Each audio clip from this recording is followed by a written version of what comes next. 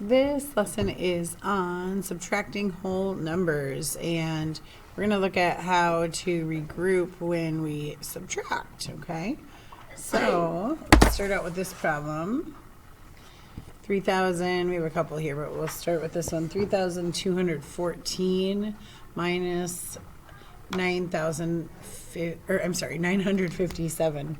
So since the 4, we cannot subtract 7 from 4, we're going to take a 10 away, okay, from the tens place and add it to that place. So this becomes a 0.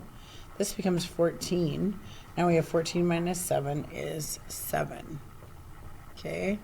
Now we have a 0 there. 0 minus 5, but we can't take 5 from 0, so we need to take some from the hundreds place. So we're going to change that 200 into a 100 and bring that 100 right here. So now we have 10 minus 5, or 100 minus 50, really, which is 5 or 50 in the tens place there. Now we have 9 trying to take away for 1. That's not going to work either. So we're going to cross out that 3. We're going to make it a 2. We're going to give 1,000 to the hundreds place. So now we have 1,100 minus 900, which is 200. And then 2 minus 0, or 2,000 minus 0 is 2. So our answer is 2,257. And then what I like to do when you're done with a subtraction problem like this is add up, because then you can kind of, in your head, you can go through it and make sure you got the correct answer. So it's like, oh, 7 plus 7 is 14, carry the 1. 5 plus 5 is 10. 11, carry the 1. 9 and 1 is 10, plus 2 is 12, carry the 1. And then 1 and 2 is 3, and we got 3. So you can kind of add up to just check your work. That's that part of that check, check, double check thing. So let's go to the next problem. 2,962 minus 845.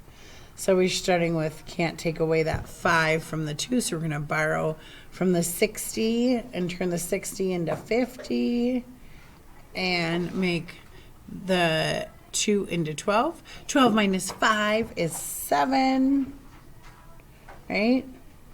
Now we have 5 minus 4. We can do that, so that's a 1. 9 minus 8 is 1, and we have a 2 for 2,000. And then I add up. 7 and 5 is 12. Carry the 1. 1, 1, 4 is 6. And then I have 1 and 8 is 9. And then we have our 2. So, voila. It worked. We'll do 2 more.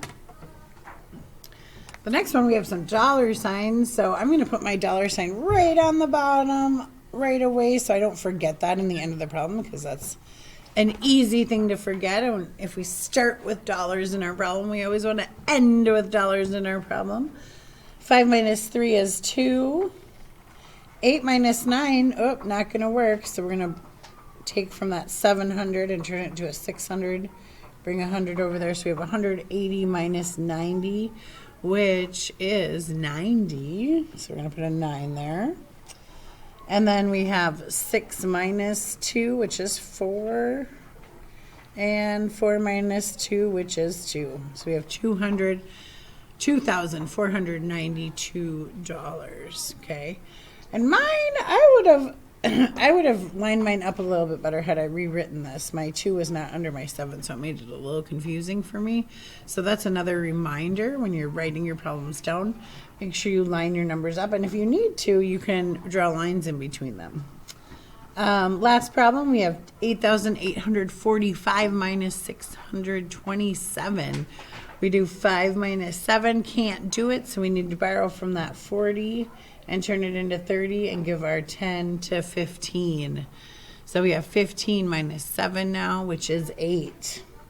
The way I got that so quickly was counting up to from 7 to 10 is 3, right? 3 plus 5 is 8. So those are those kind of mind things that you do in your head. 3 minus 2 is 1. 8 minus 6 is 2. And 8 minus nothing is 0, or is 8. So we have 8,218. You count up, and we have 8 Plus 7 is 15, carry the 1. Then we have 1, 1, and 2 is 4. And 2 and 6 is 8, and then we have the 8.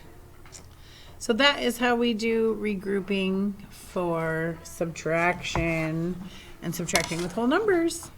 How out!